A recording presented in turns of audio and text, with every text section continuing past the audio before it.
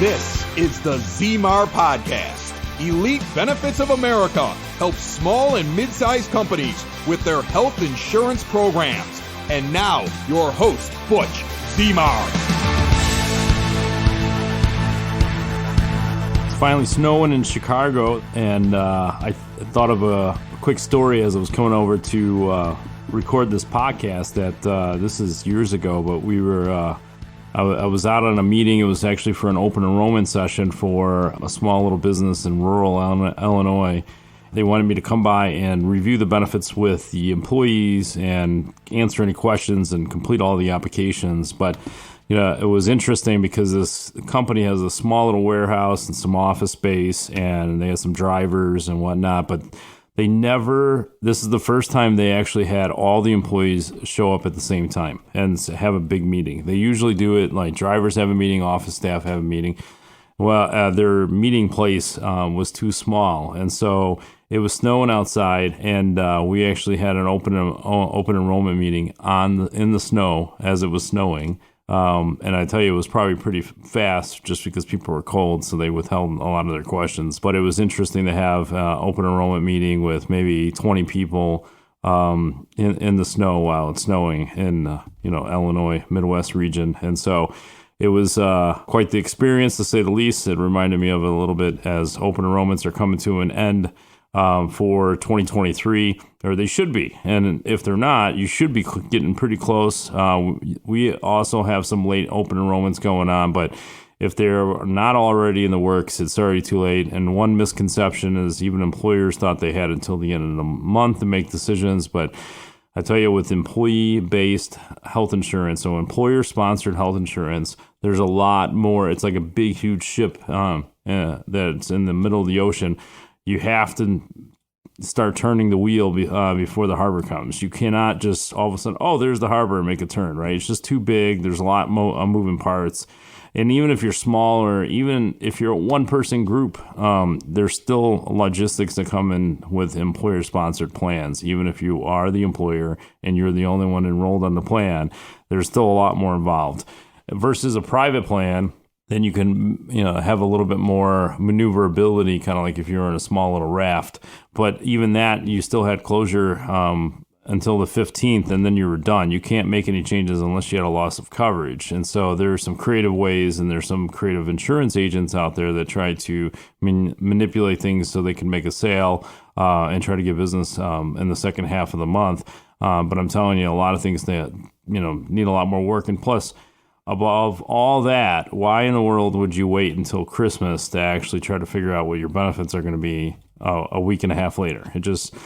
To me, it just seems like you should get it off your desk. Even in our office, we've made a lot of logistic changes over the last several years. And even in the last 12 months, we've had some drastic improvements in processes. And this is probably the smoothest open enrollment season we've had, which is fantastic. We've taken on more business, and we're able to manage the capacity, and there's not a whole lot of outstanding requirements for the remainder of the month, other than just closure on some of these open enrollments. But we have a process that we're actually trying to push more of our open enrollments earlier. And so it's actually been a surprise to some of our clients that we were actually able to do open enrollments in the beginning of November for January 1st, and then they were done before Thanksgiving. And in some cases, we were done in October with these smaller groups that don't have a whole lot to communicate with their employees. And so we're going to try to keep pushing them back a little bit further. We get the renewal notice, and hopefully we'll have open enrollment meetings within weeks, especially if there's no changes. If we're shopping plans and trying to strategize things, that'll take some more time. And I think that's warranted to have a later open enrollment. But for sure, we cleared out a bunch of open enrollments early on, and I think that helped with the process. And so if your company is doing later open enrollments, I think that's something you need to address.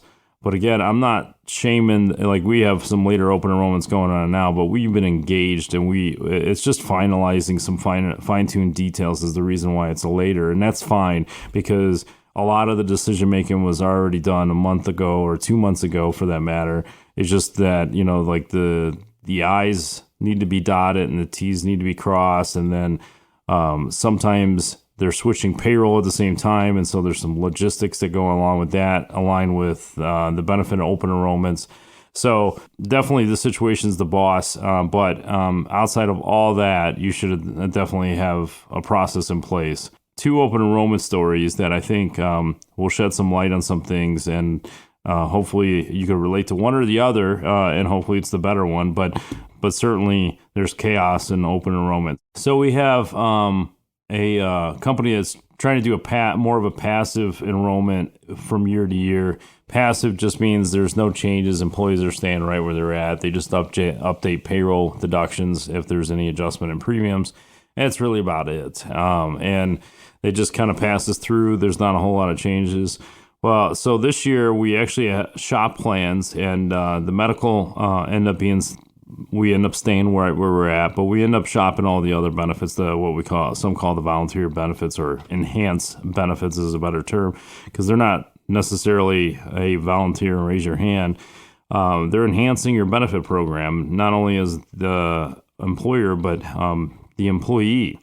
I tell you, I've been in this business. I think we're closing in here shortly on 19 years in the business, and sometimes 19 years too long, but over those years, there's obviously subtle impacts that occur. And I tell you, on some of these benefits where short-term disability, for example, when somebody gets diagnosed with a critical illness or has a sudden injury or something happens medically, and they're able to still pay their mortgage and feed their family during the 30 days that are there, or even worse, where there's a catastrophic loss and they had, life insurance in place, and it'll help that family bridge the gap. So that's why it's not necessarily volunteer and I'm going to raise my hand and spend more money.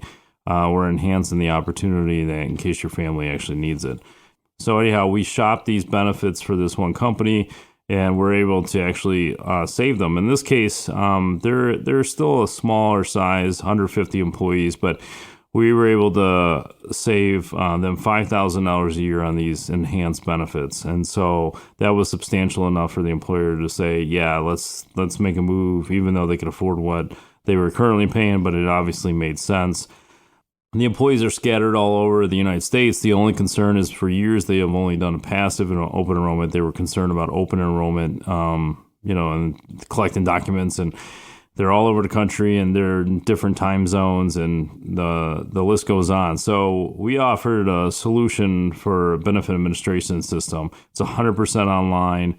We did an open enrollment, and it went without a hitch, right? So we had some technicalities like some of the birthdays were somehow transposed because of single digits, like June and July. They thought it would end up being July, and July 6th instead of June 7th, right? So we ironed some of those out. It's not a big deal. Those happen on a regular basis. We integrated it with payroll. That took a little bit more time, but that was no part of the open enrollment. And then we also integrated with COBRA solutions. And so that way when an employee is terminated, they just click a button, it's terminated. Then the COBRA administrator actually gets notified immediately. And so then you're done. That's it. And payroll is cut off because it's integrated with payroll. And then for onboarding, we actually set it up that the I-9s are collected through the platform. W-4s are taken care of. Employees can actually add, subtract, or do anything with their dependent status.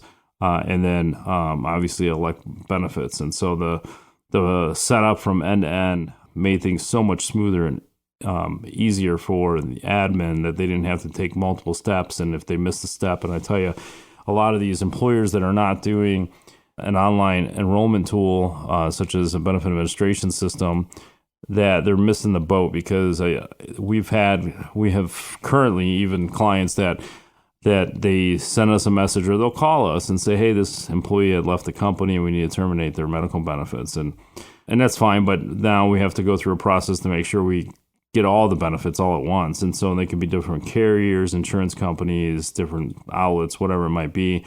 But then there's times that they don't tell us everything. So they send us an email or they call and say, hey, can you terminate John Smith from their medical benefits? And so we have to put in a reason why, leaving out of the coverage. But just the vagueness of the email just leads us to believe that maybe they're still employed, but other benefits are staying in place. So some things get overlooked. Sometimes the employer decides that they're going to take care of a lot of things themselves. There's employer portals for each one of the insurance companies. So sometimes the employer will go in, or their HR representative, they'll go in and they'll terminate the medical, and they'll forget about dental and vision or whatever it might be, and then they're getting billed for it for months later until they find out. So at least having an integrated system with everything on an online platform, you hit termination, and it actually terminates all the benefits. Some of the processes for the insurance companies are still manual in small groups, but at least we get a report, and we can actually send the report to the parties that be, or use that report as a trigger event for a process to go into the portals to delete or eliminate or terminate the employee from the benefit package. And that can be done at the employer level, super easy, and highly recommended, because it is an employer-sponsored plan, not a broker-sponsored plan. But we have some accounts that contact us, and we assist in that nature. And as long as it's within reasonable means, that's usually where it ends. In some cases, we're acting like they're outsourced HR, and then obviously there's outsourced fees for some of that, but it depends on the group and what they want to do and their goals.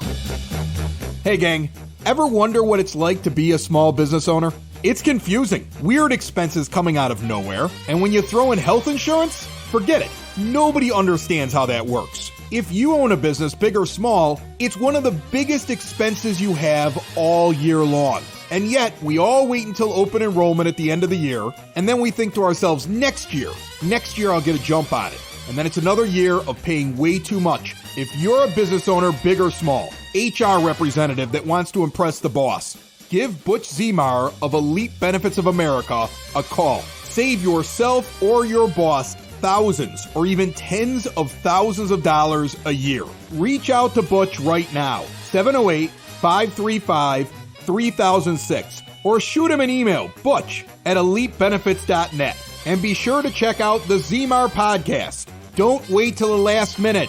Put Butch Zemar to work for you now. So we have another company that was actually slightly larger. They were over 50 employees. I think they're still under 100, but probably pretty close. And they insisted that they have paper enrollments. That's always how they did it. That's how their HR manager wanted it done. And so we're not here to tell employers what to do. We're only here to advise them on smoothness processes and cost cutting measures and efficiency. But that's what they wanted to do. And at the same time, they were expanding classes. So for years, the open enrollments have been separated by classes, who was eligible. And now you can't separate employee classes in general. It has to be very specific. In this case, the classes were fine. It met Department of Labor requirements, and we were good. But now they just said, hey, we're going to offer it to all our benefits. We could separate by class based on some benefit packages, but everybody's going to get an offering this year. And so we open it up to everybody. They still wanted 100% enrollment. They're going to track everything through a spreadsheet, which is truly old school, but certainly a way to do it. And so it was tedious, the back and forth, the missing information. Now this HR representative is really good at her job, and she actually did handle a lot of things herself. And the employees did all right with the enrollment forms, but still, it was extra process. It was extra follow-up. It actually consumed a lot of time, both for us and for the HR representative. But that's just the way they wanted to help handle it. Obviously, the electronic process is so much smoother. Some arguments are, our employees don't have access to a computer, which I'm not sure how it can be going into 2023 and people don't have access to computers, but it is an excuse. Employers probably just need to put a kiosk together, even if it's just the local computer the employees could use to get logged in. It's all web-based. You create a login and password. Some don't have emails. That's the other excuse, but there's so many different ways around that too. And there's smartphones. You could do it for on the web browser. In some cases, there's apps depending on the software you use. Most of them are just website or mobile compatible. I know some of the companies, it costs so much money to make it mobile compatible and up to date, as well as updating the app store with the most current apps. So some of them discontinued the apps from the app stores and just went web-based. It makes sense. It costs a ton of money to update both of them. And if you're dumping a whole bunch of money into software and technology and security, which is huge, and collecting data and making smooth process, I could see why some of these companies just go web-based versus the app store and have to get scrutinized for some things to mold to their likings. But one of the reasons that we had come up with the Elite Benefits Formula, and two of the most common asked about programs, is the technology piece and obviously cost containment. Cost containment is probably the number one, but technology is definitely part of it. So saving time is definitely a asset and money saver that most of us could really vouch for. But a lot of times with time is you don't always see it. It doesn't actually come from one pocket and you're paying money out for it. It's all indirect cost. And so you're paying somebody a salary anyways or hourly wage. Like it won't fluctuate the salaries or the payroll period that much by having them invest more time into something like this. The indirect cost saving is definitely going to save money over time that you could redistribute the funds, maybe become more profitable. But obviously, it's a small piece of the puzzle. And if we could streamline a lot of other things like payroll updates and maybe carrier feeds or notifications to the broker or the insurance company, it could definitely pay off. Technology also makes it easier for employees, even though there's still people out there that are not used to technology, and even some young, millennials are still not used to technology because they just avoid it altogether. I know some people that are even in their 40s, they choose to be off the grid. They choose not to be on these platforms and only do the bare minimum, and I get it. But you could certainly make it a lot easier for your employees. Most of them are going to be savvy and prefer electronic software, so then you don't even have to print things out or scan anything to send it back. And then you have security issues, so you're emailing birthdays and socials, and that's not good either. And so, and plus, the software is not going to let you continue if you're missing something. It will red flag it automatically. And then it also gives a dashboard. It's updated immediately. So like during an open enrollment process, every hour you could go back and pull a report and see what the dashboard. In fact, you could do it as many anytime as you want. You could do it every 5 minutes. And so it's all immediate. And so the information's readily available. So you could see who's there, who's not. So just in case you want to find out more about the Elite Benefits Formula, or at least find out what we call your score on technology and cost containment, you can go to elitebenefits.net/scorecard. It's just a couple minute survey that you could fill out and put in your data. It's just numbers, right? So how do you grade yourself from 1 to 5 or whatever number you want to put in, and then we'll generate a report. Call our office. We'll do it for you, and then we'll generate. And it's a benefits playbook, so you could actually use it and provide information on where you're at, where you're lacking, where your strengths are, and then obviously where we come in is actually building the plan behind it to actually move you to a different direction. And so again, that's elitebenefits.net/scorecard. That scorecard is going to provide you feedback, and I tell you, there's no cost for the scorecard at this moment in time. So definitely reach out to our office. Let's take care of this. Let's get it in your hands. Obviously, you could take it back to your other broker. I'm giving it away for free. But if there's technicalities in there that you want to improve, our office could definitely take care of it. And then also when you're doing these open enrollments and it's snowing outside, see if you could create some room inside so you're not doing open enrollment meetings in the snow, even though it was fun and it was something of memory, especially during today's snowfall.